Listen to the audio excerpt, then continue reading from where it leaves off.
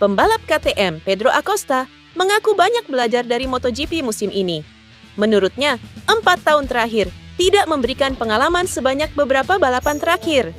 Ia belajar bahwa balapan bukan hanya soal menyerang habis-habisan, tapi juga tentang menjaga ketenangan dan konsistensi. Setelah mendapat masukan dari bos KTM Pit Beirer, Acosta mulai mengubah gaya balapnya. Hasilnya langsung terlihat. Dalam 2 balapan terakhir, ia berhasil mengumpulkan 45 poin, lebih banyak daripada 6 seri awal musim. Sekarang saya lebih banyak belajar daripada beberapa tahun terakhir. Balapan bukan cuma soal satu kemenangan, tapi bagaimana mengelola musim, ujar Acosta dikutip Crash. Di GP Austria, Acosta sempat bertarung memperebutkan podium. Namun, ban depannya cepat habis sehingga ia harus puas finish keempat. Meski begitu, ia tetap bangga karena jaraknya dengan pemenang hanya sekitar 7 detik, jauh lebih baik dibanding tahun lalu yang bisa tertinggal 30 detik. Selain itu, KTM juga memberi upgrade fairing baru yang membuat motornya lebih stabil di tikungan dan menjaga kondisi ban lebih lama. Bagi Acosta, inilah kunci untuk bersaing lebih dekat dengan Ducati dan tim papan atas lainnya. Kepada Sky Sport Italia, pada Jumat 15 Agustus, Uccio Salucci mengakui 2 bos Ducati Corse, Gigi Dall'Igna dan Mauro Grasili, sempat menawarkan motor pabrikan kedua kepada VR46. Namun skuad milik Valentino Rossi ini menolak tawaran tersebut dan bertahan dengan format kerja tahun ini. Kami sudah bicara dengan Dall'Igna dan Grasili. Mereka mengajukan proposal 2 motor pabrikan pada 2026. Kami sudah mendiskusikannya dan memutuskan untuk mempertahankan cara kami sekarang, yakni 1 motor pabrikan sepenuhnya dan 1 motor lagi tidak, ujar Salucci. Salucci, yang juga kawan baik Rossi sejak kecil, justru meyakini 1 alokasi motor pabrikan Ducati sebaiknya disalurkan kepada Alex Marquez di Gresini.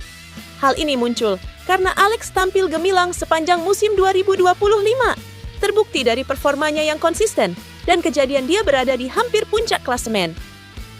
Di sisi Ducati sendiri, Grasili mengakui bahwa ide upgrade motor untuk Alex memang sedang dipertimbangkan, tetapi keputusan akhir baru akan diumumkan pada bulan September. Proses ini masih dalam tahap evaluasi, karena menambah alokasi motor pabrikan berarti juga membutuhkan tambahan biaya dan dukungan teknis dari tim satelit seperti Gresini.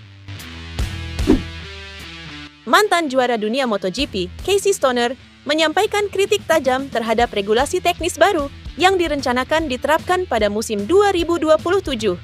Menurutnya, perubahan tersebut justru berisiko mempersempit peluang untuk melakukan aksi salib menyalip, salah satu elemen paling dinanti dalam balapan MotoGP.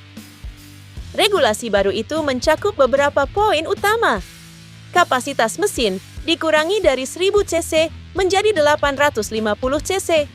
Dihapusnya perangkat ride height, batasan lebih ketat pada ukuran aerodinamika, pengurangan berat minimum motor dari 157 kg menjadi 153 kg. Stoner menekankan bahwa motor yang lebih ringan dan tanpa perangkat ride height menciptakan zona pengereman yang lebih pendek dan menurunkan kecepatan puncak, sehingga mengurangi peluang menyalip. Selain itu, aerodinamika yang tetap digunakan bisa memicu turbulensi udara, serta menimbulkan masalah stabilitas dan temperatur ban bagi pebalap di belakang. Saya tidak mengerti bagaimana tidak ada seorang pun yang bisa melihat masalahnya, bahwa setiap langkah yang mereka ambil ke arah ini adalah jalan yang salah, katanya dikutip Crash. Sementara itu, semua pabrikan MotoGP sepakat untuk menunda uji coba mesin 850 cc hingga paling cepat tanggal 17 November 2025. Balapan MotoGP Hungaria di sirkuit Balaton Park akhir pekan ini bakal punya cerita menarik. 2 kakak beradik asal Spanyol, Alex Espargaro dan Pol Espargaro, akan kembali turun lintasan dan saling berhadapan. Alex yang sudah pensiun dari balapan penuh sejak 2024 dan kini jadi pembalap penguji Honda, akan menggantikan Somkiat Chantra di tim LCR Honda.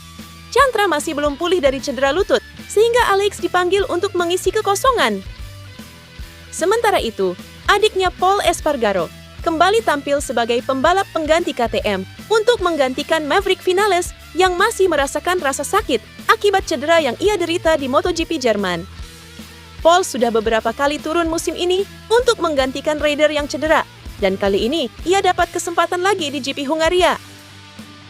Balapan ini juga spesial karena jadi debut MotoGP di Hungaria, tepatnya di sirkuit Balaton Park. Paul sendiri sudah pernah menjajal trek ini saat tes, sehingga ia sedikit lebih paham kondisi lintasan. Paul menyebut sirkuit ini mirip Sachsenring, pendek tapi menuntut fisik karena banyak tikungan. Pembalap muda asal Brasil, Diogo Moreira, kini sedang menyelesaikan kesepakatan penting untuk promosi ke kelas utama MotoGP musim 2026. Kesepakatan ini diperkirakan akan rampung dalam beberapa hari ke depan, bertepatan dengan akhir pekan Grand Prix Hungaria di sirkuit Balaton Park. Jika berhasil, Moreira akan naik kasta bersama LCR Honda di bawah kontrak dengan HRC, menggantikan posisi Somkiat Chantra yang masih menjalani masa pemulihan akibat cedera. Saat ini, Moreira memiliki dua pilihan besar, Honda ataupun Yamaha. Yamaha dikabarkan menawarkan peluang di tim satelit Pramac, di mana Moreira akan bisa berbagi garasi dengan Toprak Razgatlioglu.